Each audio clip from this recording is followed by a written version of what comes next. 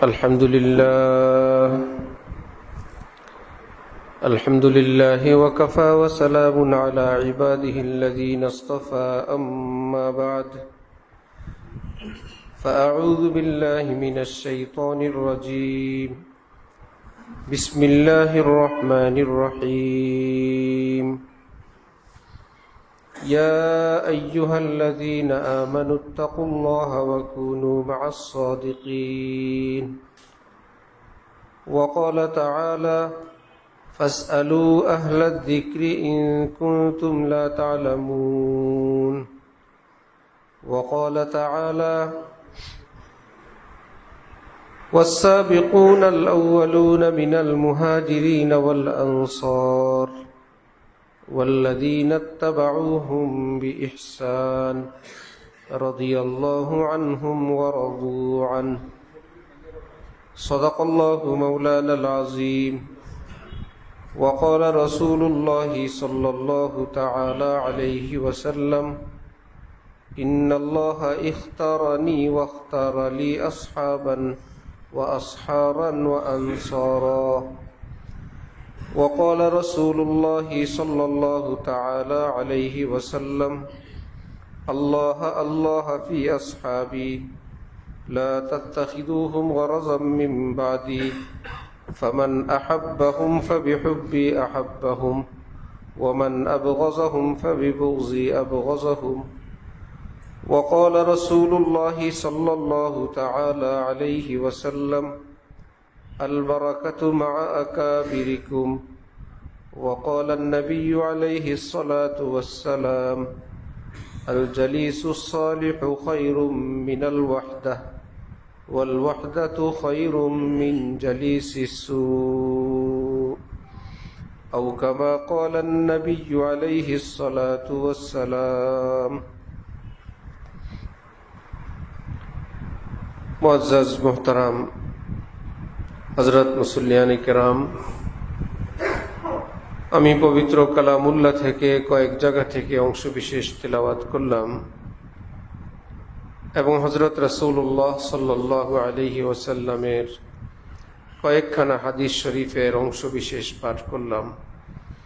আল্লাহ পাক কোরআন শরীফ এবং হাদিস শরীফের পরিপূর্ণ হেদায়েত আমাদের সকলকে দান করেন। কোরআনে পাক এবং হাদিসে পাকের নূরে আমাদের জীবনকে সুন্দর করার, আলোকিত করার তৌফিক দান করেন। আল্লাহ পাকের ইহসান, অনেক বড় মেহেরবানি আমাদের উপরে। ইসলামের প্রায় ১৫০০ বছর পর পবিত্র মক্কা শরীফ, মদিনা শরীফ থেকে এত দূর দেশে অবস্থান করেও যেখানে একজন নবী আসেন নাই, নিশ্চিতভাবে কোনো সাহাবীও আসেন নাই, সেই দেশে আল্লাহ পাক আমাদেরকে সেই রসুল সাল্লাল্লাহু আলাইহি ওয়াসাল্লামের পবিত্র দ্বীন ইসলাম, তার কালেমা, সেটা গ্রহণ করার, কবুল করার তৌফিক দান করেছেন। আলহামদুলিল্লাহ।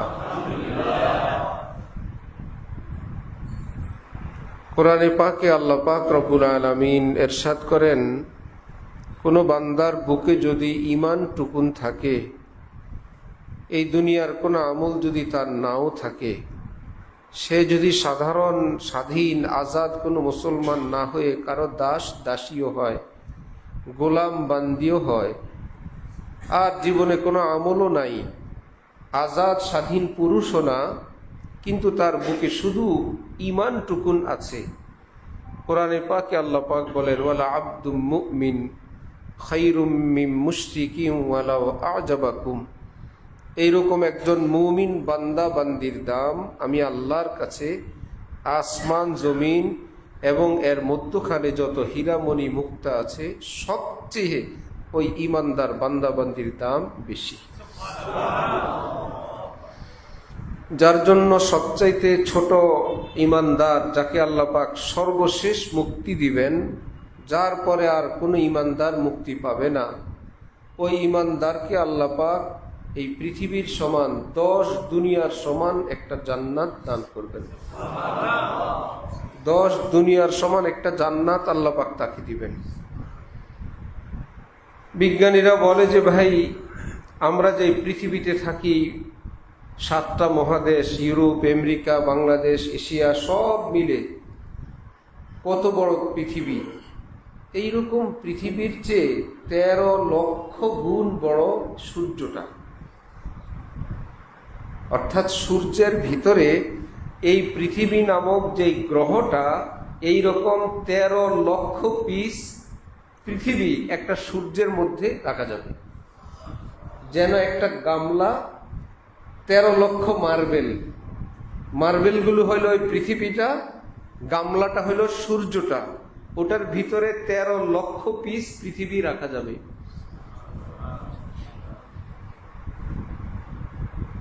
তাহলে এক একটা তারকা কত বড়? এক একটা তারকা ওই সূর্যের চেয়ে কোটি কোটি গুণ বড়। তাহলে এগুলো আছে কোথায়? প্রথম আসমানের নিচে। আসমান কয়টা? একটার নিচেই এই অবস্থা। তাহলে আল্লাহ পাক 10 দুনিয়ার সমান এক একজনকে জান্নাত দেওয়ার জায়গা আছে তো? যেটা মাথায় ধরবে না, মাথা দিয়ে ধরানোর চেষ্টা করবেন না। আমাদের নাম আল্লাযীনা ইউমিনুনা বিল গায়বি। আমরা হলাম ঈমান বিল গায়েব পার্টি। আমরা কিছু দেখে বিশ্বাস করি, কিছু না দেখেও বিশ্বাস করি। যদি জানতে পারি আল্লাহর কোরআনে আছে, যদি জানতে পারি নবীর হাদিসে আছে, তখন আমরা আর মাথাকে জিজ্ঞেস করি না, মাথা তোমার কি ধরে? জিজ্ঞেস করি মাথা ধরুক আর না ধরুক। কোরআন শরীফে আল্লাহ আমাদের প্রশংসা করে বললেন আল্লাযীনা ইউমিনুনা বিল গায়বি। ঠিক আছে, ফেন চলবে। আল্লাযীনা ইউমিনুনা বিল গায়বি, এরা ঈমান বিল গায়েব পার্টি। এদেরকে তথ্য দিলেই হয়েছে। আবু বকর সিদ্দিককে মক্কার মুশরিকরা, ইসলামের দুশমনরা বলল কি, শুনলা খবর তোমার নবী গতকাল রাতে নাকি মক্কা থেকে বাইতুল মুকাদ্দাস, সেখান থেকে 7 আসমান অতিক্রম করে জান্নাত জাহান্নামে দেখে আল্লাহর সঙ্গে কথা বলে তারপরে নাকি আবার রাতে ফিরে আসছে। এইরকম অবাস্তব, অযৌক্তিক, অবিজ্ঞানিক কথা, অসম্ভব কথা কে বলে? আরে তোমার নবী বলে, তুমি যাকে নবী নবী মানো। আমরা বলছি মজনুন, পাগল। আমরা বলছি কাযযাব, মিথ্যুক। আমরা বলছি জাদুঘর। তোমার ভালো লাগে না? এবার বুঝবা এটা কি কোন রকম সত্য হইতে পারে? আবু বকর সিদ্দিক বললেন, আমাকে বলো তো কথাগুলো কে বলছেন? মুহাম্মদ ইবনে আব্দুল্লাহ সাহেব বলছেন। তিনি বললেন, আল্লাহর কসম, তিনি যদি বলেন সত্যি বলছেন। এটা কি মাথা দিয়ে সাপোর্ট করছিলেন না ঈমান দিয়ে? মাথায় ধরবে না, ধরারও দরকার নেই। এখন তো মুশকিল। কেমনে বললা তুমি? বললেন ইনি সাদেক, তিনি মাসদুক, তার জবানে কখনো মিথ্যা করতে আসে না। তিনি আল্লাহর নবী। নবীদের কিছু আছে স্বাভাবিক জীবন, কিছু আছে অলৌকিক ব্যাপার, যেটাকে মুজিজা বলে। এটা তোমরা বুঝবা না। আমার নবী এর চাইতে আরো কত বড় বড় ব্যাপার আমাদেরকে বলছেন, আমরা সেটা বিশ্বাস করে বসে আছি। ছোট্ট খাট্ট দিয়া ভয় দেখাও। আফতাব কা হাম নশী হুঁ, দিয়া মত দেখা মুঝে। যেই ব্যক্তি সূর্যের সাথে থাকে তাকে চেরাগ দিয়ে ভয় দেখানো যায়? যে সূর্যের সাথে থাকে চেরাগের আলো দিয়ে তাকে ভয় দেখানো যায়? এবার বোকার বোকা, কি দেখাও আমারে? আমি তো সূর্যের সাথে থাকি। যে অন্ধকারে থাকে তাকে চেরাগ দেখাও। আমি সূর্যের সাথে থাকি। আমি তো নবীর এর চাইতে বড় বড় কথা আগেই বিশ্বাস করে বসে আছি। এই সমস্ত দিয়ে আমাকে ধোঁকা এবং আমাকে তোমরা প্রতারণা করতে চাও, ভয় দেখাইতে চাও। নবী যা বলেন সত্যি বলেন। এই মেরাজের ঘটনা আল্লাহ পাক সূরা বনী ইসরাঈলে নাযিল করলেন। আশ্চর্যের কোনো কথা শুনলে আমরা কি বলি? সুবহানাল্লাহ বলি না? কি বলেন? সুবহানাল্লাহ। আশ্চর্যের কথা। মেরাজের বিষয় আল্লাহ পাক বর্ণনা করতে গিয়ে সূরা বনী ইসরাঈলের শুরুতে আল্লাহ নিজেই বলেন সুবহানাল্লাহ। সুবহানাল্লাযী আসরা বিআবদি। আল্লাযী অর্থ লফজ আল্লাহ দিকে ইশারা। তাহলে সুবহানাল্লাযী আই সুবহানাল্লাহ। কত বড় আশ্চর্যের ঘটনা হলে আল্লাহ নিজেই বলেন কি সুবহানাল্লাহ। এতে কি বোঝা যায়? নবীজির এই মেরাজ স্বপ্ন যোগে না সশরীরে? স্বপ্ন যোগে। কেউ যদি বলে গতকাল রাত্রে আমি স্বপ্নে মক্কা গেছিলাম, তারপরে মক্কা থেকে আসলাম, আমরা শুনি কি বলবো? সুবহানাল্লাহ বলবে কেউ? ভাই স্বপ্নে মক্কা কেন? তুমি যদি বলো আমি মঙ্গল গ্রহে গেছিলাম, স্বপ্ন তো স্বপ্ন, এখানে সুবহানাল্লাহর কি আছে? গতকাল আমি রাজার মেয়েরে বিয়ে করলাম, কোথায়? স্বপ্নে। কেউ সুবহানাল্লাহ বলবে? স্বপ্ন। যদি বলে বাস্তবে, বলো কি চট্টগ্রাম থেকে 2 ঘন্টায়, হ্যাঁ ভাই রাতের বেলা রাস্তা খালি, 2 ঘন্টায় জালেম ড্রাইভার নিয়ে আসছে, হালি সুবহানাল্লাহ। যখন বাস্তবে হয় সেই ক্ষেত্রে হইল কি সুবহানাল্লাহ। তাহলে সূরা বনী ইসরাঈলের শুরুতে সুবহানাল্লাযী, এটা প্রমাণ করে নবীজির মেরাজ কি ছিল? স্বপ্ন যোগে না সশরীরে? নাম্বার 1। নাম্বার 2, মুশরিকদের মাথা খারাপ হওয়াটা, এটাও প্রমাণ সশরীরে। নবীজি যদি বলতেন আমি স্বপ্ন যোগে গেছি, মুশরিকদের মাথা এতটা গরম হইতো না। স্বপ্ন যোগে যা ইচ্ছা। নবীজি যেহেতু বলছেন আমি সশরীরে গেছি, এই জন্য তাদের মাথা আরো গরম হয়েছে। তাদের মাথা গরম হওয়াটাও প্রমাণ। মেরাজটা কি হয়েছিল? স্বপ্নে না সশরীরে? হ্যাঁ, স্বপ্ন যুগেও আলাদা মেরাজ হয়েছিল।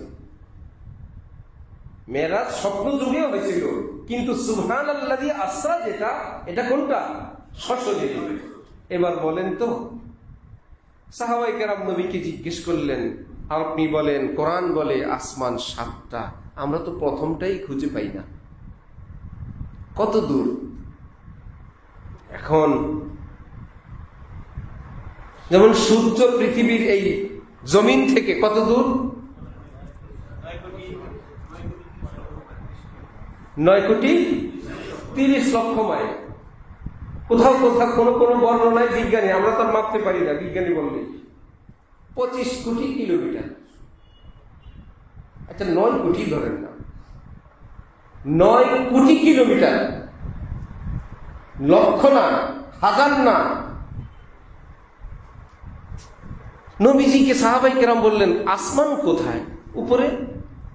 কত দূর? অনেক উপরে। যেতে কতক্ষণ লাগবে? বললেন 500 বছর।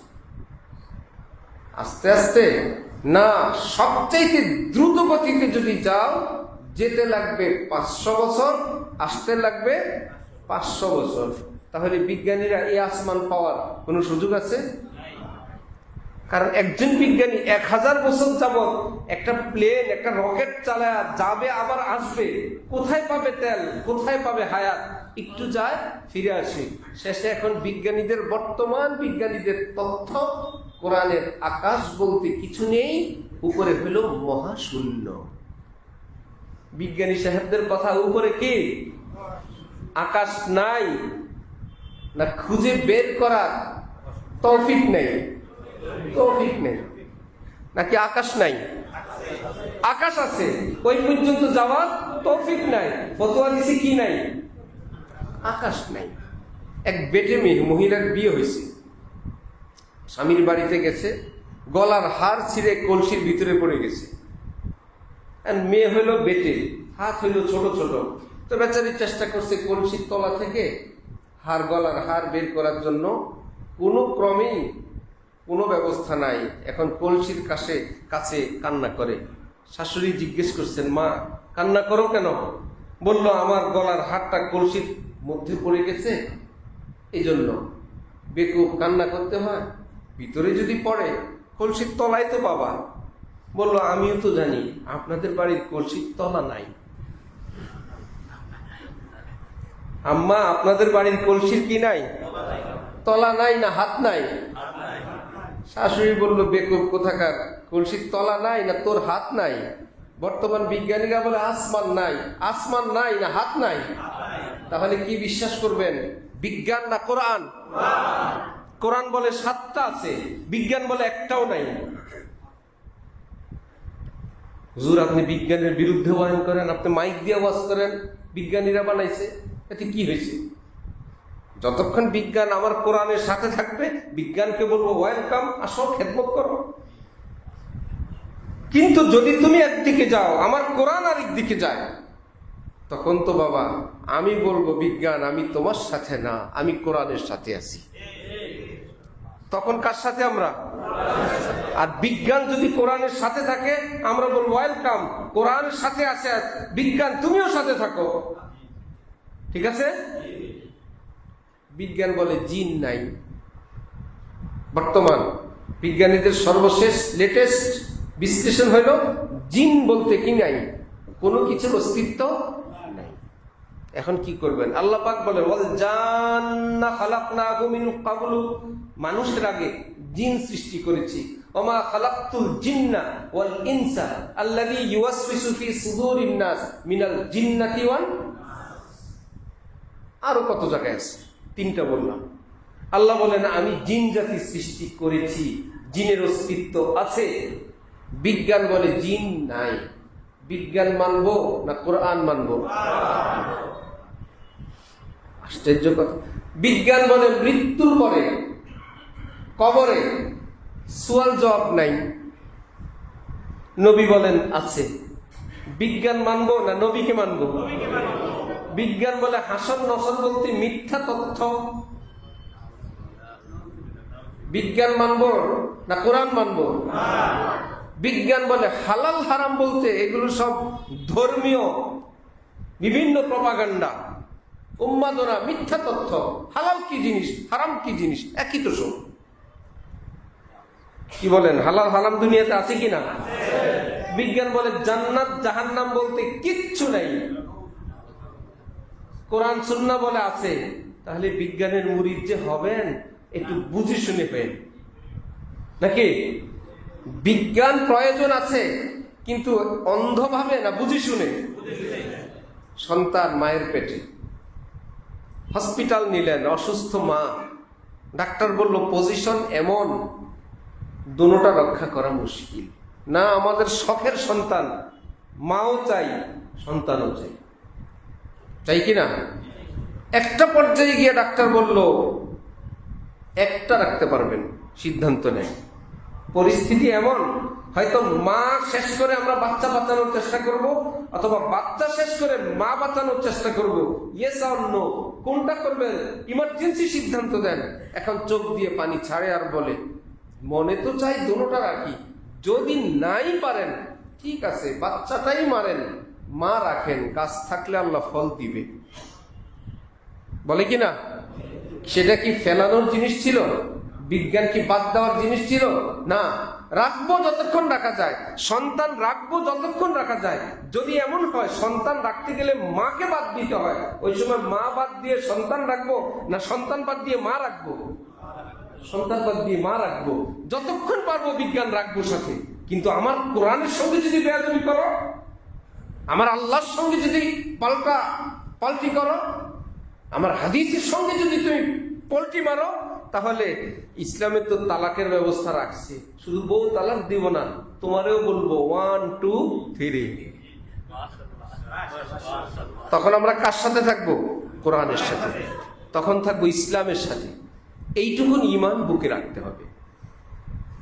ঠিক আছে ভাইরা? ইনশাআল্লাহ। যদি জানি এটা কোরআনে আছে, যদি জানি হাদিসে আছে, আর কোনো যুক্তি নেই, আর কোনো তর্ক নেই। কারণ 30 পারা কোরআন, 114 সূরা, এর মধ্যে যদি কেউ এক পারা না, এক সূরা না, একটা আয়াত, একটা শব্দ অস্বীকার করে, মুসলমান না কাফের? একটা শব্দ মাত্র, একদম আমল, নামাজ, রোজা, তসবিহ, তাহলিল, হজ, উমরা, দান, সদকা সব করে, একটা আয়াত মানে না, সেই ব্যক্তি কি মুসলমান না কাফের? তাহলে আমাদের মুসলিম সমাজে রাজনীতিবিদ, সমাজের বিশিষ্ট ব্যক্তিবর্গ, ইংরেজি শিক্ষিত এবং বিদেশি পড়ুয়া ইত্যাদি ব্যক্তিদের আমরা ভয় লাড়া দেই না।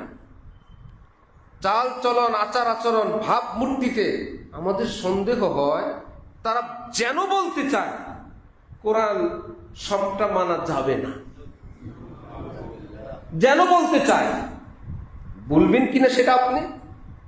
যদি এই আকীদা রাখেন যে কোরআন সবটা মানা যাবে না, অথবা কোরআনের সবটাকে এই যুগে উপযুক্ত না, অথবা এই ধরনের কোন আকীদা লালন করে, দাড়ি টুপি তসবিহ হজ মসজিদ মাদ্রাসার মুতাওয়াল্লি সভাপতি যাই থাকুক, মুসলমান না কাফের? কাফের। শ্রদ্ধা করতে হবে, বিশ্বাস করতে হবে, মানতে না পারলে কাফের হবেন না। নামাজ কয়েক তো ফরজ, বিশ্বাস করতে হবে। পড়তে পারেন না, গুনাহগার, কিন্তু কাফের না। কোরআন কয় পারা? বিশ্বাস করতে হবে। ভাই এটা পারি না, আল্লাহ আমি মানতে পারি, আমল করতে পারি না, আল্লাহ তৌফিক দিলে একদিন করব, মুসলমান। কিন্তু যদি বলে কোরআনের এই অংশটা এসা তেসা, মুখ দিয়ে বললাম না, তার বিপরীত কিছু বলতে চায়, তাহলে কিন্তু আর ঈমান থাকবে না। খুব জটিল। তাহলে আমরা আরব দেশ থেকে দূরে, নবীজির যুগ থেকে দূরে, ঈমানের এখন ব্যাখ্যাকারীর অভাব নাই, ইসলামের ব্যাখ্যাকারীর অভাব নাই। এই ব্যাখ্যাকারীদের মধ্যে যেমন মুসলিম সম্প্রদায়ের আছে, অমুসলিমরাও এখন ব্যাখ্যায় নামছে। অমুসলিমরা ইসলামের ব্যাখ্যা করে, আর আমাদের রাজনীতিবিদরা ওয়াজ করে। মসজিদ কমিটি, মাদ্রাসা কমিটি লোকজন জোগাড় টোগাড় করে রেডি করছে, আরেকজনের খোলা গিয়া রুটি একখান দিয়ে আসে। প্রথমে মাইক নিয়ে বলবে, আলেম ওলামাদের সামনে আমাদের কথা বলা ঠিক না বাবা, আর আমার এলেম কালামও নাই আলেম ওলামাদের সামনে কথা বলার। এই ভূমিকা দিয়ে শুরু করার পর যতই স্লিপ দেয়, উনি আর বয়ান শেষ করে না। আশপাশ থেকে আলেমরা বয়ান করে শ্রোতাদেরকে, ওই নেতা মাইক পাওয়ার পর হুজুরকে বয়ান শুরু করে, আলেমরা আপনারা এই ভুল করবেন না, আপনারা এটা করবেন, আর মাহফিলের মধ্যে জঙ্গি বিরোধী বয়ান করবেন, মাদক বিরোধী বয়ান করবেন। মাদক ওয়ালারা কি মাহফিলে আসে? হ্যাঁ, কোন জায়গায় কি দিয়ে দিলাম? ডাক্তার বলছিল কোন লোক আচার খেয়ে ব্যথা পাইছে, ডাক্তার মলম দিয়ে বলছিল যেখানে ব্যথা পাইছেন সেখানে লাগাবেন। এই লোক গিয়া মলম সেই পুকুরের ঘাটের যে ঠেঙ্গার মধ্যে আচার খাইছিল, ঠেঙ্গা ডলে। কি ব্যাপার? ডাক্তার সাহেব বলছেন যেখানে ব্যথা পাইছি ওখানে লাগাইতে, আমি তো ব্যথাটা এখানে পাইছি। এই যেখানে এখানে, এটা এখানে কোন জায়গায় জঙ্গির ওয়াজ করবে, কোন জায়গায় মাদকের ওয়াজ করবে, জায়গা বাদ দিয়া গলত জায়গায় মলম মালিশ করতে আসে। আবার বলে আলেম ওলামাদের এটা উচিত না, সেটা উচিত না, আর আপনার শিক্ষা ব্যবস্থায় ইংলিশ ঢুকাবেন। ইংলিশ ব্যতীত এই পৃথিবীতে চলা অসম্ভব। আলেমদেরকে বয়ান করে সব মানুষের সামনে। স্কুলে গিয়ে বলে না স্কুলওয়ালারা তোমাদের শিক্ষার সঙ্গে কোরআন ঢুকাবা, কোরআন ব্যতীত ইহকাল পরকাল সব ধ্বংস, সেখানে বলেন না। বলে নামাজ শিক্ষা দেন, চরিত্র শিক্ষা দেন, পর্দা শিক্ষা দেন, হালাল হারাম শিক্ষা দেন, ছেলে মেয়েদেরকে আলাদা থাকতে শিখান, সেখানেই বয়ান করে না। বয়ান আমাদেরকে করে, আমাদের নাকি ইংরেজি পড়তে হবে, আর বলে অলরাউন্ডার হবেন। হুজুরদেরকে কি বলে? সব। যে দাঁতের ডাক্তার সে কি হাড় ভাঙ্গার ডাক্তার? শুধু দাঁতের। তারে কেউ গিয়ে বেশকি দেয় নাই। এত বড় একটা বিশ্ববিদ্যালয়, এত বড় কলেজ, এ শুধু 32 দাঁত? বলেন কি? শরীরের আর অঙ্গ প্রত্যঙ্গ নাই, এ শুধু 32টা দাঁত নিয়ে আপনারা চক্ষু হসপিটালে গিয়ে বলে না এতগুলো চেম্বার, এতগুলো ডাক্তার, এই 2 চোখ নিয়েই কাজ করেন, আপনারা অলরাউন্ডার হবেন, যে যেই রোগের জন্য আছে প্রেসক্রিপশন দিয়ে দিবেন। বলে কেউ? পাইলটকে বলে আপনি ডাক্তারই জানেন না, কিসের পাইলট? ডাক্তারের মতো একটা গুরুত্বপূর্ণ বিদ্যা, শুধু বিমান চালান, বিমান চালান, এটা কোনো কাজ হইল? অলরাউন্ডার হবেন, মাঝে মাঝে চেম্বার করবেন, মাঝে মাঝে বিমান চালাবেন। বলে কেউ? যে দাঁত দাঁত, যে চোখ চোখ, যে pilot pilot, doctor doctor, engineer engineer. এর মধ্যে ডাক্তারদের পাটের তো অভাব নেই। একজনের হাড্ডি, একজন চোখ, যারা চক্ষু বিশেষজ্ঞ, আমি সামনের সাইড, আরেকজন বলে আমি পিছনের সাইড, আরেক ডাক্তার বলে আমি সাদা সাইড, আরেকজন বলে আমি মনির সাইড। গিয়ে বড় বড় হসপিটাল আছে, Bangladesh I foundation, Harun I foundation, ইত্যাদি ইত্যাদি। এত ডাক্তার কি করে? বলবেন আমি শুধু সাদা অংশ নিয়ে কাজ করি, আমি চোখের পাতা নিয়ে কাজ করি, আমি চোখের বলের পিছনের অংশ নিয়ে কাজ করি, আর কিছু করেন না। না, কিছু করি না। কেউ তাকে ভেস্কে দেয় না। একজন আলিম ইবিন 30 পারা কোরআন সহি শুদ্ধ পড়েন, অনুবাদ পড়েন, তাফসীর পড়েন, বুখারী পড়েন, মুসলিম পড়েন, তিরমিজি পড়েন, আবু দাউদ পড়েন, নাসাই পড়েন, ইবনে মাজাহ পড়েন, বাইজাবি পড়েন।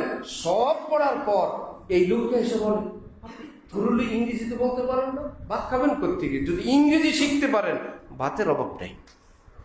আমরা খবর নিলাম আমেরিকার ফকিররা ভিক্ষা করে ইংরেজিতে, আমেরিকার ভিক্ষুকরা ভিক্ষা করে আরবিতে না ইংরেজিতে। 24 ঘন্টা কথা বলে কোন ভাষায়?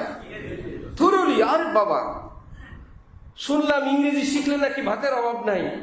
24 ঘন্টা থুরুলি ইংলিশ বলতে পারলে এই লোকের এই পৃথিবীতে কিছুর অভাব নাই।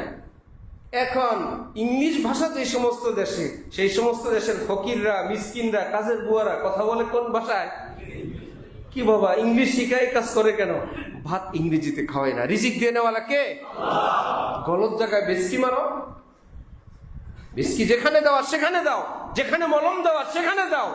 ঠেঙ্গায় মলম দিলে রোগী সুস্থ হবে না। এই জন্য এই সমাজে ইমানটুকুন ধরে রাখতে কিছু বুঝ বুদ্ধি, কিছু সচেতনতা, কিছু কথা, কিছু নলেজ মাথায় রাখতে হবে যে বিজ্ঞানীদের সব কথা ইসলাম সম্মত। একজন মুসলিম একটা গরু জবাই করবেন, বিসমিল্লাহি, হালাল না? ওই ব্যক্তি ওই ছুরিটা দিয়ে সে বলল, এটার মধ্যে আমি বিসমিল্লাহ বলবো না, আমার ইচ্ছা। এখন মুফতি সাহেব বলে প্রথমটা হালাল, দ্বিতীয়টা হারাম। এই ক্ষেত্রে মাসালা হইল প্রাণী জবাই করতে বিসমিল্লাহি আল্লাহু আকবার বলতে হয়। কিন্তু কোন মুসলমান যদি ভুলে যায়, ছুটে যায়, তারটাও হালাল। মুসলমান জবাই করে দিছে, তার জবাই করা প্রাণীও কি হালাল। কিন্তু যদি সে ইচ্ছাকৃত বলে আমি বলবো না, তাহলে তার না বলাটা কি অনিচ্ছাকৃত না ইচ্ছাকৃত? ইচ্ছাকৃত যদি বিসমিল্লাহ ছেড়ে দেয়, মনে আছে, বরং কেউ মনে করায় দিছে, সে বলল তোর বিসমিল্লাহ, বিসমিল্লাহ দে। এই ব্যক্তি যদি মুসলমান হয়, তিনি যদি জবাই করে দেন, আর হালাল শুধু বিসমিল্লাহ না, একদম কোরআন শরীফ খতম করলেও আর হালাল হবে না। বিজ্ঞানী বলে এই জায়গায় মোল্লাদের সঙ্গে আমাদের সঙ্গে টক্কর। কি টক্কর? একই ব্যক্তি জবাই করলো, একই ছুরি দিয়ে জবাই করলো, একই প্রসেস, এটারও রক্ত প্রবাহিত হইল, সেটারও রক্ত প্রবাহিত হইল, একই রকমে চামড়া উঠানো হইল, একই রকমের বাবুর্চি দুটোটাকে রান্না করলো, একটা হালাল আরেকটা কি? বিজ্ঞানী বলে আরেকটা অবিজ্ঞানী কথা বললাম, হালাল হারাম কি? প্রথম বললা এটা হালাল, এটা হারাম, এটা খাওয়া জায়েজ, এটা জায়েজ নাই, হালাল হারামই তো আমরা মানি না। মুসলমান তখন বলে হালাল খেলে জান্নাতে যায়, হারাম খেলে কোথায় যায়? বলে আরেকটা অবিজ্ঞানী কথা বললা, জান্নাত জাহান্নাম তো কিচ্ছু নাই। মুসলমান বলে দুইজন উপযুক্ত নারী পুরুষ সাক্ষীর সামনে খুতবা পড়ে ইজাব কবুল করলে কি হয়ে যায়? বিজ্ঞানীরা বললে এটা হলো একটা ধর্মান্ধতা, আচ্ছা মধ্যযুগীয় একটা কায়দা। মিয়া বিবি রাজি, ক্যা করেগা কাজী। আসমান জমিন সাক্ষী রেখে গাছপালা দুইজন সম্মত হইলে হয়েছে, এখানে বিয়ে শাদীর কোনো বালাই নেই। কিন্তু ইসলাম ধর্মে কি বলে? বিয়া আছে না নাই? 1 2 3, খুশিতে বলেন, রাগে বলেন, ঈদ উপলক্ষে বলেন, গিফট হিসেবে বলেন, বললে কি আছে না শেষ? বিজ্ঞানীরা বলে লিখিত দিচ্ছেন, কোর্টের মাধ্যমে না, এতে কোনো অসুবিধা নেই। আপনি মৌখিক ভাবে দিচ্ছেন, কোনো অসুবিধা নেই। তাহলে ইমানটুকুন বাঁচানোর জন্য বিজ্ঞানের মাইক ব্যবহার করেন, কম্পিউটার ব্যবহার করেন, ল্যাপটপ ব্যবহার করেন, বিজ্ঞানের অন্যান্য আবিষ্কার ব্যবহার করেন, কিন্তু কাঁপতে হবে বিজ্ঞানের অসংখ্য তথ্য কিন্তু ইসলামের সঙ্গে সাংঘর্ষিক। ওই জায়গাটায় আসলে আমি বিজ্ঞানওয়ালা না, আমি কোরআনওয়ালা। মনে থাকবে ইনশাল্লাহ। কোন আলেম বিসমিল্লাহ আউযুবিল্লাহ বিসমিল্লাহ পড়ে সূরা ফাতিহা পড়ে, সূরা ফাতিহার এক নাম সূরাতুশ শিফা। সূরা ফাতিহার নাম কি? অনেক নাম আছে, সূরা উম্মুল কোরআন, সূরাতুল আসল, সূরাতুশ শিফা। এই সূরা পড়ে আপনি নিজেও ফু দিতে পারবেন, নিজেরও পারবেন, বাচ্চাদেরকেও দিতে পারবেন। এটাকে বলে 30 পারার শিরোনাম, হেডলাইন। 30 পারা কোরআনে যা আছে সূরা ফাতিহায় সব আছে। এই জন্য আল্লাহ পাক নবীজি কি দিয়ে বলছেন, সবাইকে বলে দেন সবাই যেন নামাজের মধ্যে ফাতিহা পড়ে। ইমাম সাহেবের পিছনে পড়লে সবার পক্ষে তো কি ইমাম সাহেব পড়বে, ইমাম সাহেবেরটা শেষ হলে সবাই বলবে আমিন। আল্লাহ এই আবেদন ওনার একার না, আমাদেরও। আর ইমামের একটা ফাতিহার কপি তো সবার কাছে যাবে। ইমাম যদি সূরা ইয়াসিন দিয়ে নামাজ পড়ে, মুসল্লিদের সওয়াব কি কুল হু আল্লাহর হবে না ইয়াসিনের? তারা তো ইয়াসিন পড়ে না, ইয়াসিন আসলে কোত্থেকে? বলো ইমামের পিছনে পড়ার পর ইমামের সূরা কেরাতের একটা কপি সবার আমলনামায় যায়। সুতরাং ইমাম যখন সূরা কেরাত পড়েন, অর্থাৎ ইমামের পিছনে নামাজ পড়লে মুসল্লিদের জন্য কোরআনের নির্দেশ, ইযা কুরিআল কোরআন ফাসতামিউ লাহু ওয়া আনসিতু। ইমাম যখন কোরআন পড়ে কিছু শোনা যাবে, কিছু শোনা যাবে না। যখন শোনা যায় মনোযোগ দিয়ে শুনো, যখন শোনা যায় না একদম চুপ থাকো। এই জন্য নামাজ দুই রকম, কোরআনের হুকুমও দুই রকম। ইযা কুরিআল কোরআন, তুমি তো জানো ইমাম কোরআন শরীফ কখন পড়ে? রুকুতে। ইমাম সাহেব নামাজের মধ্যে কোরআন পড়ে রুকুতে, সেজদায়, দাঁড়ানো অবস্থায়? তাহলে আমরা জানি কি না? আল্লাহ পাক বলেন ইমাম যখন কোরআন পড়ে তুমি তো জানো কোন সময় কোরআন পড়ে। যদি শোনা যায় ফাসতামিউ, শুনো, খুব মনোযোগ সহকারে শুনো। যদি শোনা না যায় ওয়া আনসিতু, চুপ থাকো। এই কোরআনের এই আয়াত নাযিল হয়েছে নামাজ সম্পর্কে। কথা বুঝে আসছে? তাহলে ইমাম যখন সূরা কেরাত যাই পড়বে সেটার একটা কপি আমাদের ভাগে আসবে না? তাহলে আমাদের নামাজ কি বিনা ফাতিহায় না ফাতিহা সহ? ফাতিহা সহ, নো টেনশন। আবার যদি একা পড়বো অথবা ইমামতি করব, নবীজি বলছেন লা সালাতা ইল্লা বিফাতিহাতিল কিতাব। ইমামতি করতেছো, একা একা নামাজ পড়তেছো, তোমার জন্য তার কোন জায়গা থেকে ফাতিহা আসবে না। মুসল্লির জন্য তো ইমামের পক্ষ থেকে আসে, তুমি তো ইমাম, তুমি তো একা, অন্য কোন জায়গা থেকে তোমার কাছে সূরা ফাতিহা ট্রান্সফারের কোনো ব্যবস্থা নাই। শুনো, লা সালাতা ইল্লা বিফাতিহাতিল কিতাব, ফাতিহা না পড়লে নামাজ হবে না, পড়তেই হবে, তোমার ট্রান্সফারের কোনো ব্যবস্থা নাই। তাহলে 30 পারা কোরআন আল্লাহ বললেন 5 ওয়াক্ত নামাজের প্রত্যেক রাকাতে সংক্ষেপে তোমাদের কাছে শুনতে চাই, আমাকে সূরা ফাতিহার নামে 30 পারা কোরআন সংক্ষেপে শুনায় দাও। তাহলে সেই কোরআনটা আমাদের শুদ্ধ করা দরকার না? 7 আয়াতের এই ফাতিহা শুদ্ধ করবো ইনশাআল্লাহ। সাধারণ লোক চায়না যায়, ইউরোপে যায়, আরব দেশে যায়, কোনো অক্ষর জ্ঞান নেই, সে সেই দেশের ভাষা শিখে ফেলে। কি ব্যাপার হুজুর, থাকি তো এই দেশে, কয়েকবার যাতায়াতে, এয়ারপোর্ট, বোর্ডিং, তারপরে ব্যাগ, ব্যাগেজ, লাকেজ, ওয়েটিং, বিমানের ইংলিশ শব্দ সে সব পারে, একদম মূর্খ লোক। কি ব্যাপার, এই কয়েকবার যাতায়াত করতে করতে হুজুর আমি এগুলো শিখে গেছি। আসসালাতু মেহরাজুল মুমিনিন, মুমিন তো নামাজ মুমিনের মেরাজ। এই মেরাজে আমরা কতবার গেলাম, এই মেরাজে কিভাবে যাওয়া লাগে, কোন ঘাটে কি বলা লাগে, জীবনে কতবার শুনলাম, ফাতিহা ঠিক করলাম না। বলি সব আলেমদের দোষ। আলেমরা দৌড়াদৌড়ি করে, গ্রুপিং করে, আমরা কোনটা করব কোনটা করব না এই জন্য ঠিক পাই না। ভাই কোনটা করবেন কোনটা ঠিক করবেন না ঠিক পান না, আচ্ছা কিছু সময়ের জন্য মেনে নিলাম। আপনি কি জীবনে এরকম ফাতিহা শুনছেন? মুন্সিগঞ্জে শুনলাম সূরা ফাতিহা আলহামদুলিল্লাহ দিয়ে শুরু, ঢাকায় গিয়ে এক মসজিদে দেখি সিরাতাল লাযিনা দিয়ে শুরু, আরেক মসজিদে গিয়ে দেখি আর রহমান রহিম দিয়ে শুরু, আরেক জায়গায় ইয়াকা নাবুদু দিয়ে শুরু। ফাতিহা যে কোনটা সঠিক এই জন্য আমি হুজুরদের দলাদলিতে ফাতিহাটা শিখতে পারলাম না। ফাতিহায় কোনো বেশ কম আছে না একই? অশুদ্ধ না শুদ্ধ? ইমাম সাহেবরা যে ফাতিহা পড়ে অশুদ্ধ না শুদ্ধ? শুরু এক শেষ এক, সবই এক, শুদ্ধ।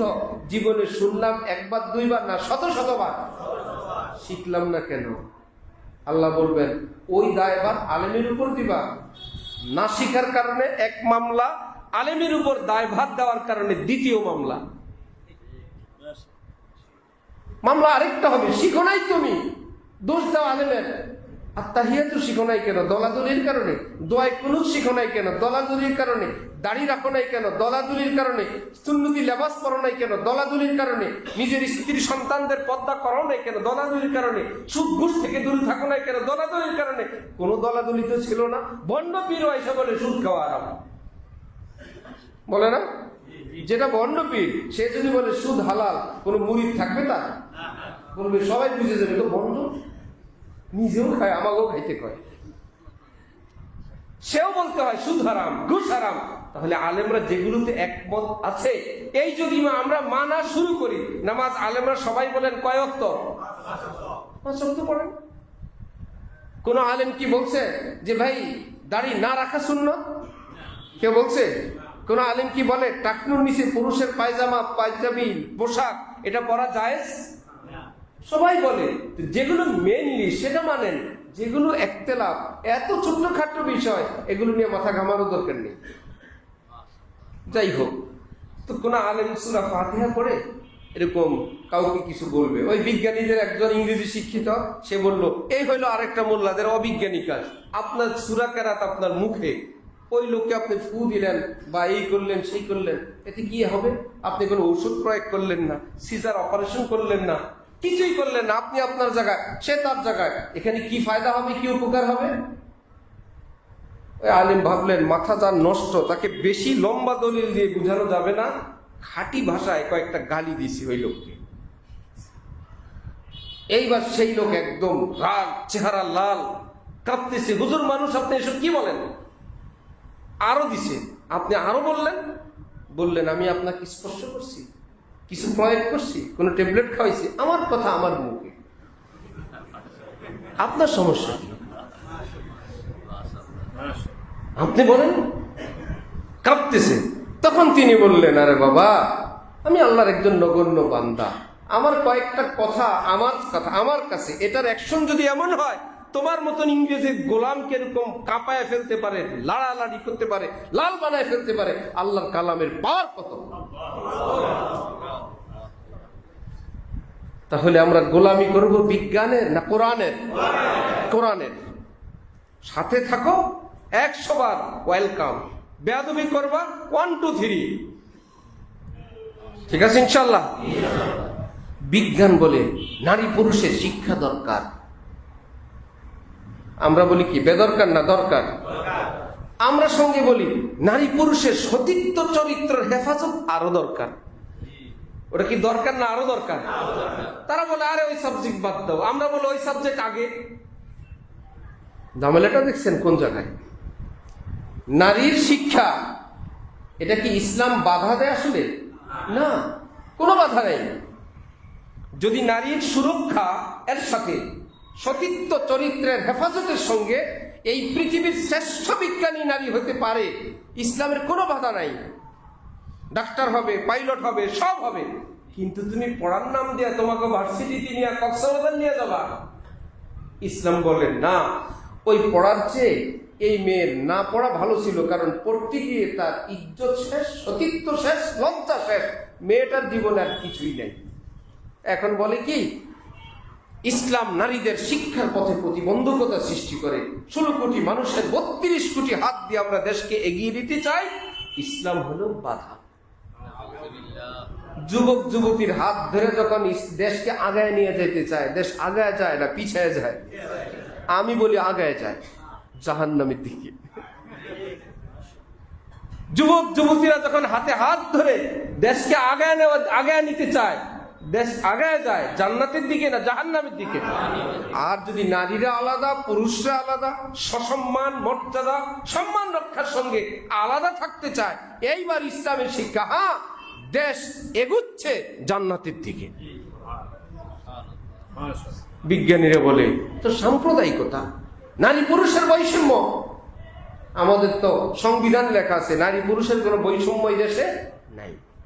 বিশেষ করে সরকারি চাকরি বিধিতে সংবিধানে লেখা আছে সরকারের যে কোনো চাকরির যে কোনো পোস্টের জন্য এই দেশের সকল ধর্ম বর্ণ মতের সকল ব্যক্তি, নারী পুরুষ, সেই চাকরির জন্য আবেদন করতে পারবে। সরকারি চাকরি, এখানে নারী পুরুষের কোনো বৈষম্য নাই।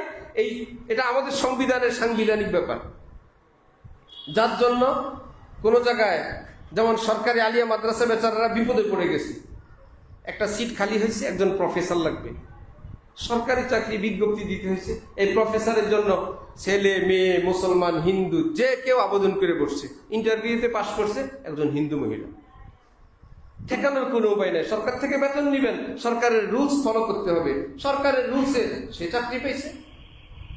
হিন্দু মহিলা চাকরি পেয়ে গেল। এখন ফাজিল ক্লাসের ছেলেদেরকে বাংলা, অঙ্ক, ইংরেজি যে কোনো জেনারেল সাবজেক্টে এখন তিনি পড়াবেন। একজন ওস্তাদ তাফসিরে বাইজাবি পড়ে আসলেন, আরেকজন মেশকাত শরীফ পড়ে আসলেন। এখন হিন্দু ম্যাডাম কপালে সিঁদুর দিয়ে একজন যুবতী ওই কতগুলো হুজুরদের কাছে গিয়ে পড়াবেন। কি ব্যাপার? এটা সরকারের নীতি। কি মুশকিল! বললো ভালো লাগে না, মাদ্রাসা বন্ধ করে দেন। বেতন নীতি চান, এমপিও ভুক্ত থাকতে চান, সরকারের নীতি মানতে হবে। এক জায়গায় এখনো বাকি আছে, সেটা হলো বিবাহের মুসলিম নিকাহের যে কাজী, এটাতে সরকারি পদ না। এইটার জন্য সরকারের বিরুদ্ধে নারীবাদীরা মামলা করছে যে সরকার এখনো পুরোপুরি সোজা হয় নাই। আমাদের দেশের কাজীর পোস্ট এটা শুধু পুরুষরা করে, মেয়েরা এখনো কাজীর জন্য আবেদন করতে পারে না। এখনো এই দেশ নারী বিদ্বেষী, এখনো নারীরা বৈষম্যের শিকার। আছে না কিছু পাগল? সরকার পড়ছে বিপদে, হুজুর করে ডাকছে, কি করা যায়?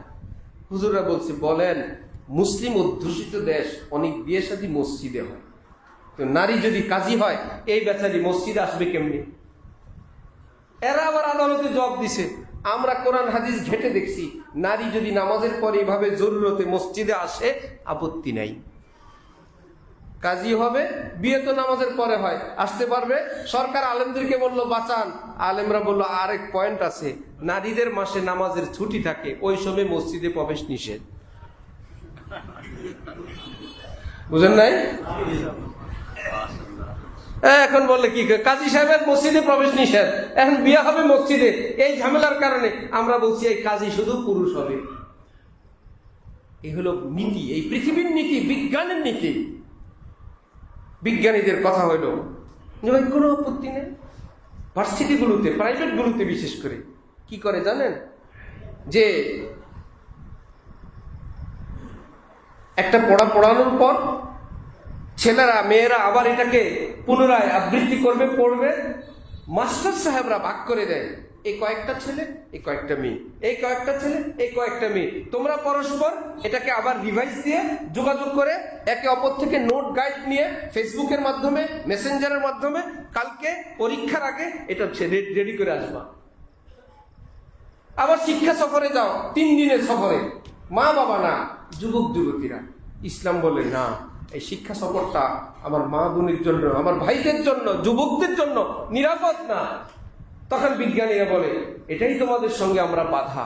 আমার ভাইয়েরা, মুসলমানরা এগুলো যদি খেয়াল না করেন, নবীজির ইরশাদ, কুল্লু মাউলুদিন ইউলাদু আলাল ফিতরা ফাআবাওয়াহু ইউহাবিদানিহি আও ইউনাসসিরানিহি আও ইউমাজ্জিসানি, পৃথিবীতে সকল সন্তান আসে নিষ্পাপ।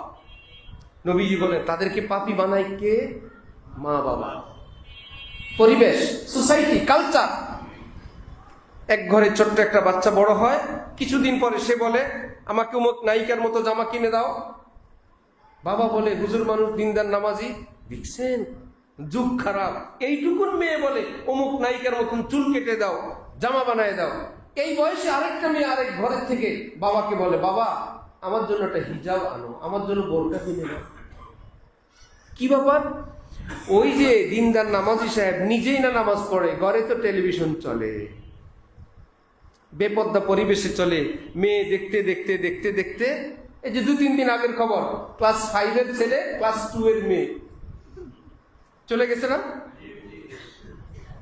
তাও 1 বছর ধরে সম্পর্ক।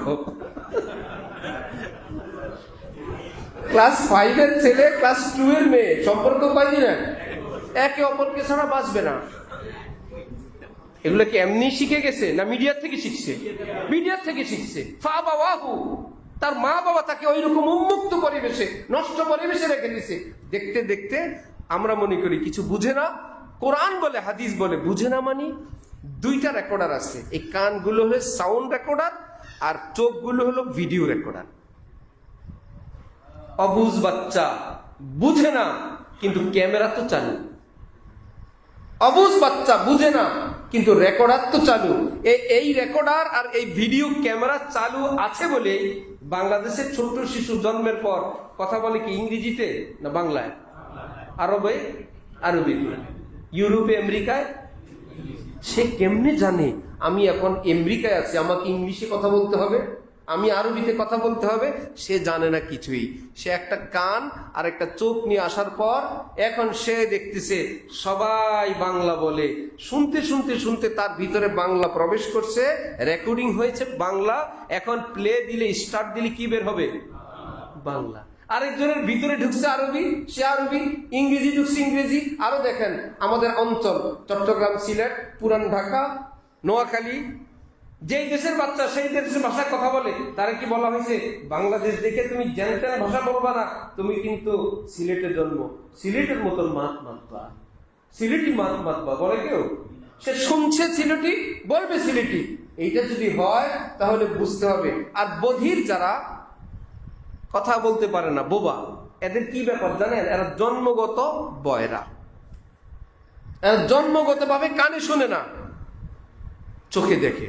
তাহলে যেটা রেকর্ড করবে কান দিয়ে, জন্মের পর থেকে সে সেটা রেকর্ড করতে পারে নাই।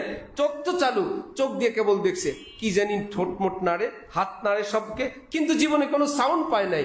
সাউন্ড না পাওয়ার কারণে সে শিখতেও পারে নাই। ঠোঁট আছে, জিহ্বা আছে, সব আছে, কিন্তু কোনো শব্দ সে শুনে নাই। এই জন্য সে আউ আউ করে, কিছুই শিখতে পারে নাই। আর যে শিখছে, যেটা শিখছে সেটাই ঠিক এমনি ভাবে এই চোখে যা দেখবে সেটা সেই করবে। এবার চোখ, যেই চোখ দিয়ে বাচ্চা দেখছে অশ্লীলতা, বেপর্দা, প্রেম, নায়ক নায়িকা, সে আপনার কাছে সেটা আবদার করবে। আর আরেক ঘরের মেয়েটা দেখছে আমার মা পর্দা করে। কোনো আলেম, কোনো দিনদারের বাসায় আপনারা যান, ছোট্ট শিশু দুই দিকের পাহারাদারি করবে। একদিকে মেহমানকে বলবে দাঁড়ান, এখানে মহিলা আছে, আমার আম্মু আছে, বলবে না দাঁড়ান এখানে। বাবারে, মুফতি সাহেব কি মারে, বলবে যাও ভিতরে যাও। বাবার থেকেও বড় ধমক মারে। একটু জোরে কথা বললে জোরে কথা বলবে না, ওখানে পুরুষ আছে। কি ব্যাপার? আত্মমর্যাদা, তার গায়রতে লাগা, আমার মায়ের আওয়াজ কেউ শুনবে? মক্কা মুকাররমায় নাক্কাস একটা বাজার একসময় ছিল, এখন ভেঙে ফেলছে।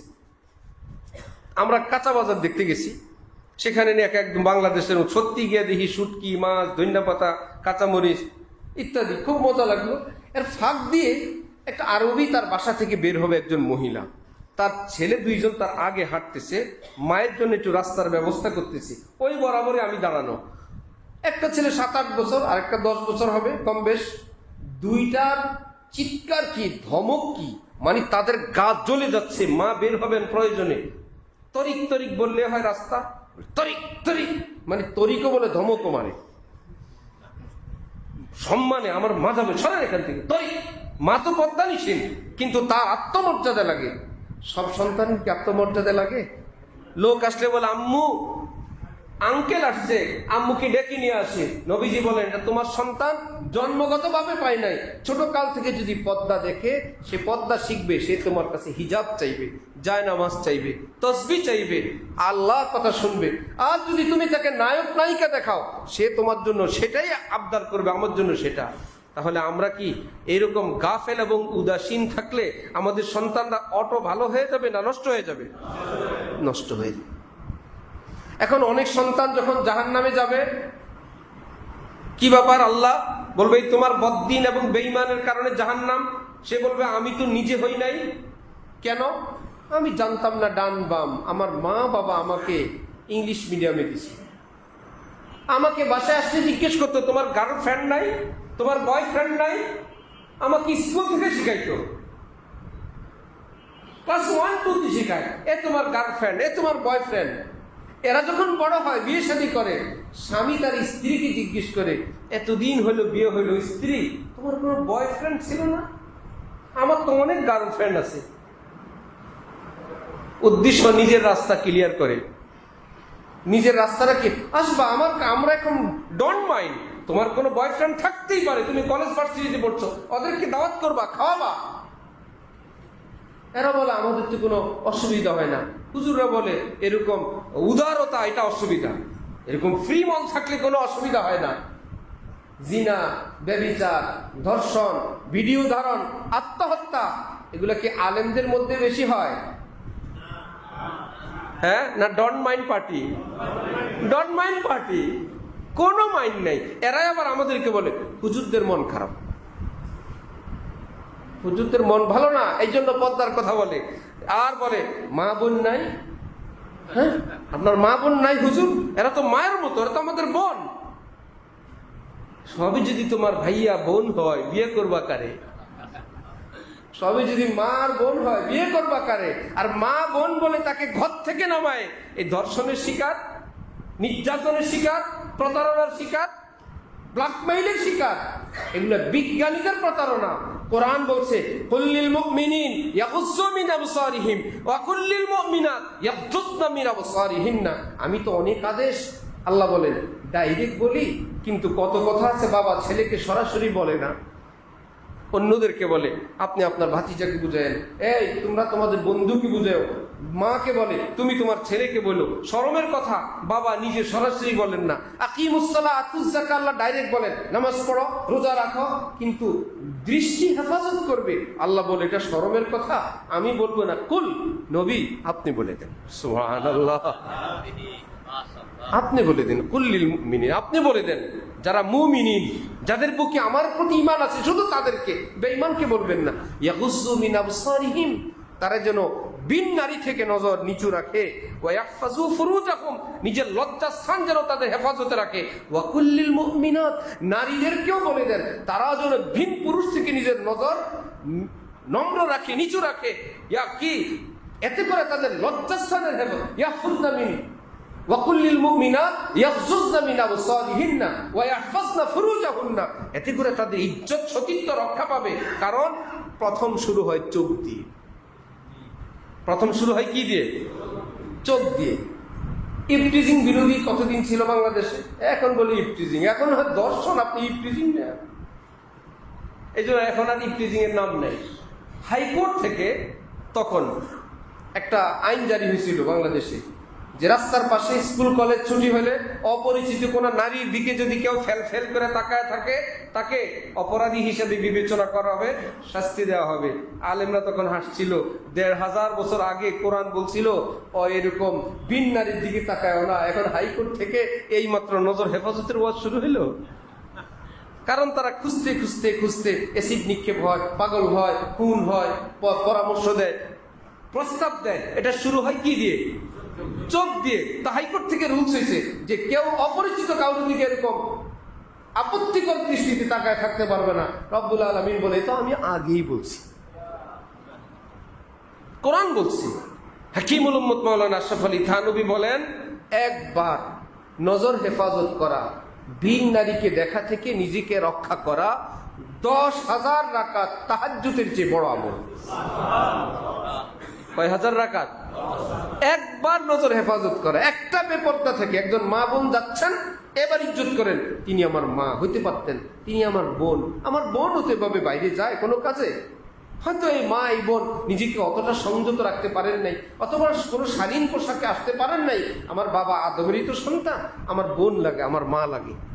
তিনি যাক, আমি আমার নজর হেফাজত করলাম। আমার মা যাক, আমার বোন যাক, তিনি তার মতন যাবেন, আমি আমার মতন যাই। এটা কি সম্মান না? আরেকজনের দিকে লোলক দৃষ্টিতে তাকায় থাকবেন আর বলবেন আমি আমার মাকে দেখি, আমি আমার বোনকে দেখি, আমার অন্তর সাফ। আর বলবেন যারা দেখে না তাদের মন ভালো না, আমরা যারা দেখি আমাদের মন ভালো। হযরত ওয়ালা করাচি হজে গেছেন, মক্কা মুকাররমায় পাকিস্তানের এক লোক বুড়া করাচি হজরতের সঙ্গে হজে গিয়ে বলতেছেন, হুজুর হুজুর দেখলেন ইন্দোনেশিয়ান মালয়েশিয়ান মেয়েগুলোর চেহারায় কি নূর।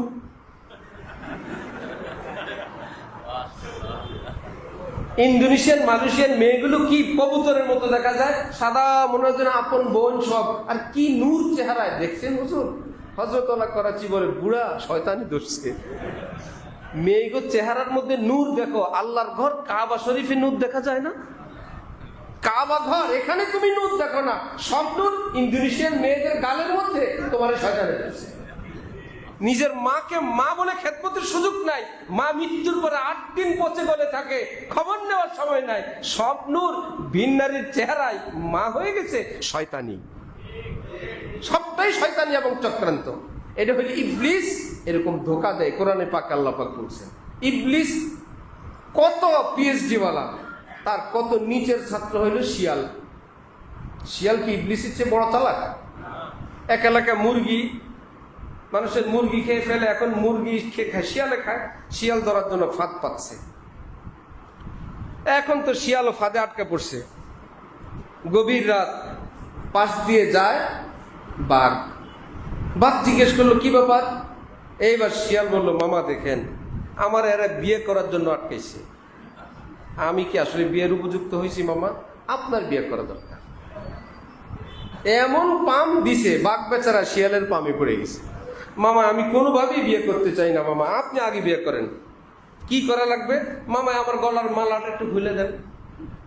গলার মালা বাঘ নখ দিয়ে মুখ দিয়ে হালকা ঢিলা করলে শিয়াল ওখান থেকে খুলে বাঘের গলায় দিয়ে আস্তে করে টাইট করে বলল, সকালবেলায় বিয়ে ওই কনে পক্ষের আত্মীয় স্বজন আসবে, ঠাট্টা মস্কারি একটু করবে মামা, বিয়ে শাদী এগুলো হয়। সকালে সবাই এসে দেখে, আহা মুরগি তো শিয়ালে খায় না, কে খায়? আহা বেচারা কথাও বলতে পারে না, দিছে পিটান। প্রথম দিকে মনে করছে শালা সম্বন্ধীরা ঠেসারা মস্কারা করে, কিন্তু বিয়ের লোভে পড়ে জীবনও শেষ, তার ভবিষ্যতের সব স্বপ্নও শেষ। ঠিক কাফের মুশরিকরা আমাদেরকে এরকম বিয়ের প্রলোভন যেরকম উন্নত ব্যবসায়িক দোকানের কাছে আইসা সুন্দর শার্ট প্যান্ট টাই করে বলে এভাবেই থাকবেন ছোট ব্যবসায়ী। কেন? এই যে বড় বড় শিল্পপতিরা কিভাবে হয়েছে জানি তো না? শিয়ালের গল্প। ব্যাংক থেকে লোন নেন, 10 লাখ টাকা নেন, আপনি মাসে 1 লাখ টাকা কামাবেন, আমার 10,000 টাকা দিতে পারবেন না, 90 আপনি নিবেন, আমার 10,000 দিবেন। আরো কম নেন, আপনি লাভবান হবেন, সবটা আপনি রাখবেন, আমার কয়টা পয়সা দিবেন। এটাই তো পৃথিবীর নিয়ম, এটাই তো মাল্টিপারপাস, এটাই তো সিস্টেম ইন্টারন্যাশনাল। এখন বলে এগুলো জায়েজ না যায়, আর এমনি জায়েজ না জায়েজ, যা দেখেন সমাজের সব এক। এমন পাম গেছে শিয়াল, ওই বেটা তো রাজি হয়ে গেছে। রাজি হয়ে যাওয়ার সময় দস্তখত নিয়ে এবার টাকা দেওয়ার সময় বললেন, মাসে মাসে টাকাটা সময় মতন দিয়ে দিয়ে। ছোট্ট করে একটু ঠিসার মস্কারের কথা বলে গেছে, না দিলেই কিন্তু আবার ওই টাকার উপরে এক্সট্রা কিন্তু আবার সুদ আসবে।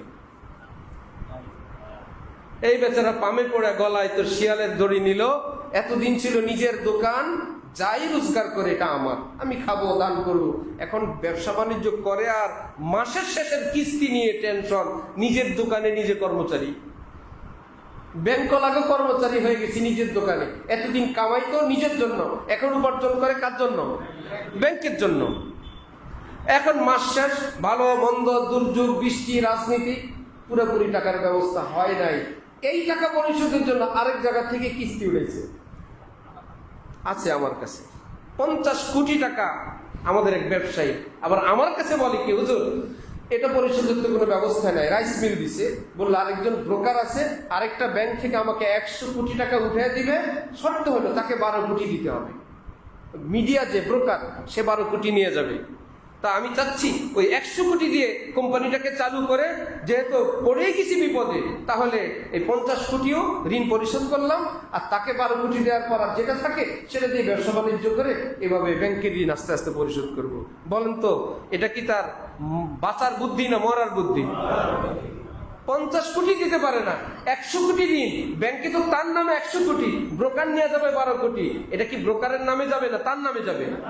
তার নামে যাবে। মানুষ যখন মৃত্যু আসে, ধ্বংস আসে, এভাবে শিয়ালের ফাঁদে পড়ে। ইসলাম বলছে না, এই বুদ্ধি হারাম। তুমি শিয়ালের ফাঁদে পড়ো না, তুমি চা বিক্রি করো, আটা বিক্রি করো, ডাল বিক্রি করো, মুরগির ফার্ম করো, খাটো, গাছগাছালি লাগাও। রব্বুল আলামিনের কাছে বলো, দোকান খুলনা হামারা কাম হ্যায়, গ্রাহক ভেজনা আল্লাহ মিয়া কা কাম হয়। ফাইজা কুদিয়াতিস সালাত ফান্তাশিরু ফিল আরদ ওয়াবতাগু মিন ফাদলিল্লাহ। নামাজ শেষ, হাজী সাহেব, হুজুর, দরবেশ, যাও, আমি আল্লাহ এই পৃথিবীতে রিজিক ছড়ায় ছিটায় রাখছি, ওয়াবতাগু, তালাশ করো। আল্লাহ বলেন না রুজি করো, আল্লাহ বলছেন কি করো? তালাশ করো। তার মানে আমি ছড়ায় ছিটিয়ে রাখছি, কষ্ট করে একটু তালাশ করো, দোকান খোলো, কিনো, বেচো, এটাই তালাশ করা। কিন্তু ফাজলুল্লাহ, হালাল ভাবে, আমি আল্লাহ রিজিক দেনেওয়ালা। যাও, মুয়াজ্জিন কি দিয়া যখন আবার বলবো হাইয়া আলাস সালাহ, আমার নির্দেশে গেলা, আমার নির্দেশে আবার মসজিদে আসবা, একটু পরেই মুয়াজ্জিন বলবে হাইয়া আলাল ফালাহ। নামাজে আসেন নাই, দুনিয়া আখিরাতের সফলতায় আসলেন, দুনিয়া আখিরাতের কামিয়াবিতে আসলেন। বান্দা যখন মসজিদের গেটে আসে, আল্লাহ জিজ্ঞেস করেন কি লাগবে, কিছু চাও? বলেন তো আমরা আল্লাহর কাছে চাই কিনা? অল্প চাই না বেশি চাই? নবীজি বলেন কি চাইবা অল্প সময়? আমি শিখাই দেই, বলো আল্লাহুম্মা ইফতাহ লি আবওয়াব রাহমাতি। আপনি বলছেন কি চাই? সব চাই। সুবহানাল্লাহ। কি লাগবে? সব লাগবে। মসজিদের গেটেই বান্দা আল্লাহর কাছে আবেদন করে বসছে, আল্লাহ রিজিক চাই, হায়াত চাই, সুস্থতা চাই, ইজ্জত চাই, ঋণ মুক্ত জীবন চাই, ইমানি হায়াত চাই, ইমানি মওত চাই, মানুষের মুখে প্রশংসা চাই, নেককার স্ত্রী চাই, নেক সন্তান চাই, থাকার জন্য ঘর চাই, চলার জন্য গাড়ি চাই, আর কিছু আরো সব চাই। আল্লাহুম্মা ইফতাহ লি আবওয়াবা। আল্লাহ বললেন সেখানে তো দিলাম রহমত। বান্দা আসছে মসজিদে, আল্লাহু আকবার বলে সেজদায় লুটিয়ে পড়ছে। আল্লাহ পাক বলেন, নবীজি বলেন, ইন্নাল আবদা ইয়াসজুদু আলা কাদামাইর রহমান।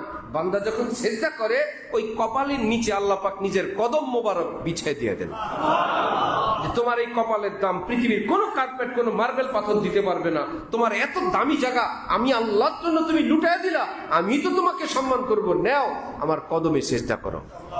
এখন তুমি আমি অত্যন্ত ঘনিষ্ঠ মুহূর্ত আমাদের। এবার বলো তুমি আমার কি লাগো, আমি তোমার কি লাগি। সেজদা অবস্থায় বান্দাকে আল্লাহ জানতে চান। এখন বলো তুমি আমার কি, আমি তোমার কি। নবীজি বলেন আল্লাহরে বলো সুবহানা রাব্বিয়াল আলা। আমি আপনার বন্দা লাগি, আপনি আমার রব লাগেন। আপনি তো আমাকে লালন পালন করেন, আপনি আমার রব, আপনি আমার প্রিয় মাওলা। বান্দা সেজদা বলে সুবহানা রাব্বিয়াল আলা, আর অনুভূতিতে আমি আল্লাহর কদমে পড়ে আছি। এখন 3 বারে মন ভরে না, 5 বার, আর মন ভরে না 7 বার। আম্মি জান হযরত আয়েশা বলেন একদিন নবীজি এমন এক নামাজ শুরু করলেন, এত লম্বা সেজদা, আমি ভাবছি সেজদার মধ্যে মনে হয় দুনিয়া থেকে বিদায় নিয়ে চলে গেছেন। আমার সন্দেহ হয়েছে, এই জন্য আমি সেজদারত নবীজির পায়ের আঙ্গুল মোবারক ধরে পরীক্ষা করলাম, জীবিত না দুনিয়ার থেকে বিদায় নিয়ে চলে গেছেন। কত বড় সেজদা। তিনি বলেন জানো আয়েশা, আল্লাহর কদমে সেজদা কত মজা। চস্কা লাগা হয় জাম কা, সুবহ সুবহ শাম কা, আব মাই তুমহারে কাম কা, হামনা ফাসো রাহা নেহি। হে বন্ধুরা, এতদিন প্রেমের নেশা, শরাবের নেশা, রাজনীতির নেশা, নষ্টামির নেশা, খেলার নেশা, সেটাও একটা নেশা ছিল। একটু অজু করে এখন সেজদায় নেশায় আমাকে এমন ধরা ধরছে, সারা জীবনের সব নেশা এর চাইতে একটা সেজদার নেশা মজা আরো বেশি। আমাকে আর ডেকো না, আমি আর তোমাদের কাজের না, আমি এখন সেজদাওয়ালা হয়ে গেছি, আমি এখন আল্লাহর ঘরওয়ালা হয়ে গেছি, আমাকে আর ডেকো না তোমাদের সেদিকে। আমরা হইতে পারবো না ইনশাআল্লাহ? হিম্মত করি আমার ভাইয়েরা। হাজার নষ্টামির পর, ধ্বংসের পর রব্বুল আলামিন বলছেন বান্দা টেনশন করো না, তোমার গুনাহ যদি আসমান পর্যন্ত হয়, সবটা দুনিয়া ভরেও ফেলো, তুমি যদি তওবা করো, আমি আল্লাহ পৃথিবীর কারো পরোয়া করবো না, আমি তোমাকেও মাফ করে দিব। যদি আবার করো, আবার ক্ষমা চাইলে আমি আবার মাফ করব, আবার করলে আমি আবার মাফ করব। শোনো, মা সন্তানকে 1 বার 2 বার 3 বার 5 বার না বলছে জীবনে করে আর মাফ করব না। এই সেই রকম সন্তানও যদি আসে আর বলে মাগো মা ক্ষুধা লাগছে, একটা মুঠ ভাত দাও, মা আর নিজেকে কন্ট্রোল করতে পারে না, 1 মুঠ ভাত নিয়ে সন্তানকে দিয়ে দেয়। যে রব্বুল আলামিন মায়ের বুকে আদর দেনে ওয়ালা আল্লাহ, তিনি বলেন আমার রাগ গুসার কথা তো অনেক বলি কোরআনে হাদিসে, কিন্তু বান্দা যখন আমাকে ইয়া রব্বি বলে ডাক দেয়, ইয়া আল্লাহ বলে ডাক দেয়, আমাকে মাফ করেন বলে ডাক দেয়, আমি পৃথিবীর কারো পরোয়া করি না, আমি তাকে মাফ করে গিয়েছি। লাউ বালি আস্তাগফিরু লাকুম, আমি মাফ করে দিব, যাও, কারো পরোয়া করব না। তওবা করব ইনশাআল্লাহ। আল্লাহ আমাদেরকে তওবা করার তৌফিক দান করেন, হক্কানি আলিমদের সঙ্গে জুড়ে থাকার তৌফিক দান করেন। পৃথিবী এখন হাজার, কেউ কোরআন মানে হাদিস মানে না, হাদিস মানে কোরআন মানে না, নবী মানে অলি মানে না, অলি মানে নবী মানে না, আছে না? মাজার মানে মসজিদ মানে না, আর কি জ্বালা। কাবা শরীফে যায়, জমাতে নামাজ পড়ে না, বলে ইমাম আমাদের আকীদার না। এত ভয়ঙ্কর মানুষ এই পৃথিবীতে, কেন? কেউ তাদেরকে বুঝাইছে। বুঝানেওয়ালা নষ্ট, সে তো নষ্ট হবেই। এই জন্য নবীজি বলছেন আমার খাঁটি ইসলাম আলেমদের কাছে। খাঁটি ইসলাম কার কাছে? জেনতেন আলিমের কাছে না শ্রেষ্ঠ আলিমের কাছে? শ্রেষ্ঠ আলিমের কাছে। জেনতেন আলিম তো কত উল্টা পাল্টা আছে, কত রকমের। শ্রেষ্ঠ শ্রেষ্ঠ আলেম, আলিমদের মাধ্যমে আমরা খবর নিব এই দেশের শ্রেষ্ঠ আলেম কারা, কারা নায়েবে রাসূল। আমি তাদের পথের প্রতীক হতে চাই, কম বেশ যাই পারি। হাদিসে কুদসিতে আল্লাহ পাক বলেন, হুমুল কাউম লা ইয়াশকা বিহিম জালিসুহুম, যদি হক্কানি আমার ওলি আলেমদের সঙ্গী হও কপাল পুড়বে না। হয়তো ওলি আল্লাহ হয়ে মরবা, না হয়তো মৃত্যুর আগে ওই ওলির সোহবতের বরকতে খাঁটি তওবা দিয়ে পাক সাব বানায় তোমার মৃত্যু দান করে দেবে। থাকবো ইনশাআল্লাহ। আর আলেমদের সঙ্গে বেয়াদবির কুফল ইমাম রব্বানী গঙ্গোহী বলছেন, যদি তওবা না করে মৃত্যুর পর এই লোকের বুকটাকে আল্লাহ পাক নারাজ হয়ে এই মুর্দা লাশকে ফিরিয়ে দিয়ে দেন। হযরত বলছেন, বিশ্বাস না হয় কবর খনন করে দেন যে এই লোক আলেমদের সঙ্গে বেয়াদবি করত, এই লোক মৃত্যুর পর যতই তোমরা ক্যাবলামুখী করবা আল্লাহ পাক অসন্তুষ্ট হয়ে বলবেন, আমার সাথে তোর কোনো সম্পর্ক নাই। আলেম তো ছিল এলেমওয়ালা, এলেম মানি তো কোরআন হাদিস, তার সঙ্গে বিদ্বেষ মানি আমার সঙ্গে বিদ্বেষ, আমার হাবিবের সঙ্গে বিদ্বেষ, আমার সাথে তোর কোনো সম্পর্ক নাই। বসিলায় মোহাম্মদপুরে এইরকম এক বেয়াদবের মৃত্যু হইলে সেখানে এলাকার লোকেরা আগের থেকে ওয়াজ জানে, ক্যাবলামুখী করে লাশ দেয়, মরা লাশ ঘুরে যায়, ক্যাবলামুখী করে লাশ দেয়, সব মানুষ লাফায় উঠে গেছে। আলেমদের কাছে শুনছিলাম, আলেমদের সঙ্গে বেয়াদবি করলে আল্লাহ এরকম ঘুরে দেয়। আর এই জালেমরা তো এখনই কুরআন শুরু হয়ে গেছে, যদি গজব এখন পড়ে সব দূরে চলে গেছে।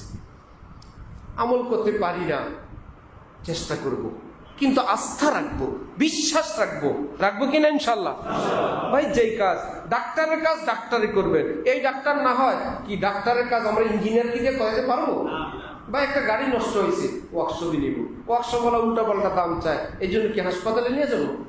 আরেকটা ওয়ার্কশপে নিতে হবে, সেই ওয়ার্কশপের বদলে আরেকটা, এইটা ওয়ার্কশপেরই কাজ। ইঞ্জিনিয়ার ইঞ্জিনিয়ার, ডাক্তার ডাক্তারের। তাহলে এলেমের কাজ, কোরআনের কাজ একে আলেমদের সঙ্গে রাগ করে মিস্টাররা করবে, জেনারেলরা করবেন, আলেমরাই করবেন। যদি ভালো না লাগে বড় আলেমের কাছে যান, তাকে ভালো না লাগলে আরেকজন আলেমের কাছে যান। ডাক্তারের সিরিয়ালের জন্য ঘন্টা ঘন্টা বসে থাকি, কত তদবির করি, একটু সময় 1টা 2টা পর্যন্ত এখান থেকে ঢাকা এবার কেয়ার ইস করে, কারণ সারে সিরিয়াল পাওয়া যায় না। কি চিকিৎসা করবেন? শরীরের ইমানের চিকিৎসার জন্য কোনো আলেমের কাছে সিরিয়ালেরও সুযোগ হয় না, অপেক্ষারও সুযোগ হয় না। আলেমরা আসবেন, আমাদেরকে জান্নাতি মানে তারপরে যাবেন। এই যে আমাদের উদাসীনতা, এটা আমাদের জন্য ক্ষতিকর।